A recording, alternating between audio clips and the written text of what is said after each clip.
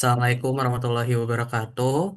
Perkenalkan kami dari kelompok 4 ingin mempresentasikan sejarah UII, Universitas Islam Indonesia, dan tokoh-tokohnya. Di sini anggota kelompoknya ada saya, Brafista Mahisyasi. Saya Muhammad Hilmi Tahriri. Saya Fadilah Lutfi. Saya Ahmad Zaki Alfaras. Di sini ada kutipan dari Mikhail Kristen yang itu, jika kau tak memahami sejarah, maka kau tak memahami apapun. Masa pendirian Sekolah Tinggi Islam STI di Jakarta. Jadi gagasan pendirian perguruan tinggi yang memadukan ilmu agama dan pengetahuan umum sudah disuarakan sejak lama oleh para cendekiawan muslim di masa penjajahan. Pada bulan April 1945, gagasan ini dimatangkan dalam sidang Majelis Syuro Muslimin Indonesia, Masyumi. Hasil dari pertemuan tersebut adalah berdirinya Sekolah Tinggi Islam STI di Jakarta pada tanggal 8 Juli 1945, 8 Rajab 1364 Hijriah. STI menjadi institusi pendidikan tinggi Islam pertama di Indonesia. Peresmiannya merupakan peristiwa penting yang dihadiri tokoh-tokoh nasional dan Profesor KH Abdul Kahar Muzakir diangkat sebagai rektor presiden pertamanya. Hijrah ke Yogyakarta. Setelah proklamasi kemerdekaan, situasi keamanan di Jakarta menjadi sangat tidak stabil akibat kedatangan tentara suku dan NECA atau Belanda. Demi alasan keamanan dan untuk mempertahankan kedaulatan pemerintahan Republik Indonesia, memindahkan ibu kota dari Jakarta ke Yogyakarta pada awal tahun 1946. Untuk menyelamatkan jalannya pendidikan dan mengikuti langkah pemerintahan pusat, STI turut diungsikan hijrah ke Yogyakarta. STI kembali beroperasi dan dibuka secara resmi di Yogyakarta pada tanggal 10 April 1946.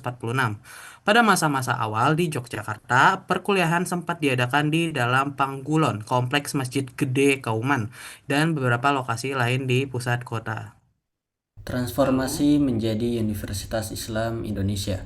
Seiring berjalan waktu, disadari bahwa kebutuhan bangsa Indonesia yang baru merdeka bukan hanya pada ahli agama, tetapi juga tenaga ahli di berbagai bidang profesional.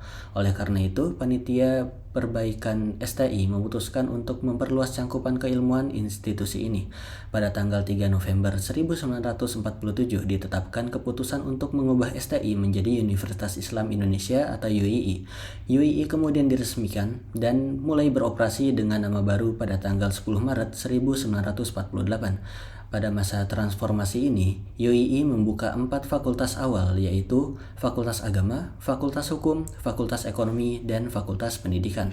Melahirkan perguruan tinggi negeri. Dalam perjalanan sejarah pendidikan di Indonesia, UII memiliki kontribusi besar dan unik karena menjadi ibu di beberapa perguruan tinggi negeri terkemuka. Pada tahun 1950, Fakultas Agama UII dinegrikan oleh pemerintah Republik Indonesia dan diubah menjadi Perguruan Tinggi Agama Islam Negeri PT AIN. Institusi ini yang kelak menjadi cikal bakal UIN Sunan Kalijaga di Yogyakarta, serta menginspirasi lahirnya berbagai IAIN dan UIN di seluruh Indonesia.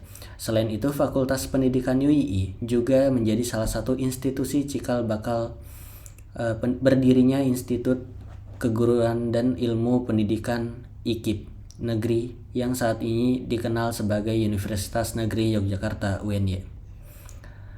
Ekspansi ke era modern dan fakultas terpadu. Setelah berkontribusi melahirkan perguruan tinggi negeri, UII terus berjalan dan berkembang secara mandiri sebagai universitas swasta. UII terus memperluas bidang keilmuannya dan mendirikan fakultas-fakultas baru seperti Fakultas Teknik Sipil dan Perencanaan, Fakultas Kedokteran, hingga Fakultas Teknologi Industri yang mencakup bidang informatika. Pada masa lalu, kampus UII tersebar di berbagai lokasi di Yogyakarta, seperti Jalan di Tiro dan Jalan Demangan Baru. Untuk menyatukan kegiatan akademik yang semakin besar, pada awal tahun 1990-an, UII mulai membangun kampus terpadu yang berlokasi di Jalan Kaliurang, Kabupaten Sleman. Kampus terpadu inilah yang kini menjadi pusat utama dari seluruh kegiatan perkuliahan, administrasi, dan kemahasiswaan UII hingga saat ini. Berikutnya, tokoh-tokoh pendiri utama UII.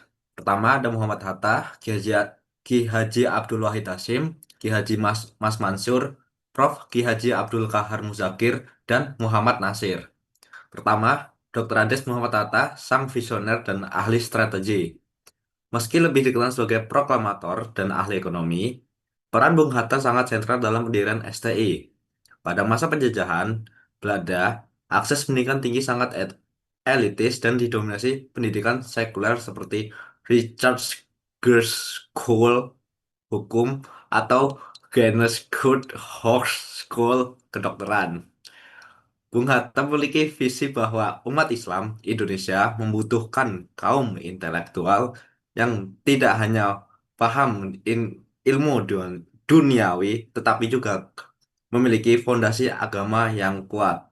Pada hari peresmian STI, tah- 8 Juli 1945, Hatta berpidato menegaskan perlunya pertemuan antara agama dan ilmu pengetahuan.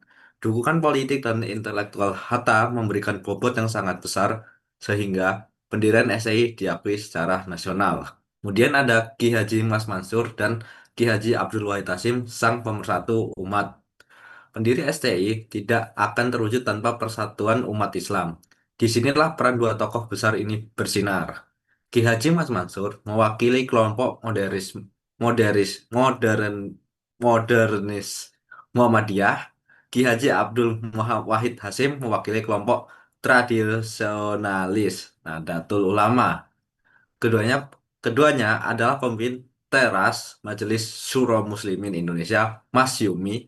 Dalam sidang Masyumi bulan April 1945, mereka menyepakati bahwa perpecahan di kalangan umat Islam harus diakhiri dengan membangun sebuah pusat peradaban dan pendidikan tinggi bersama.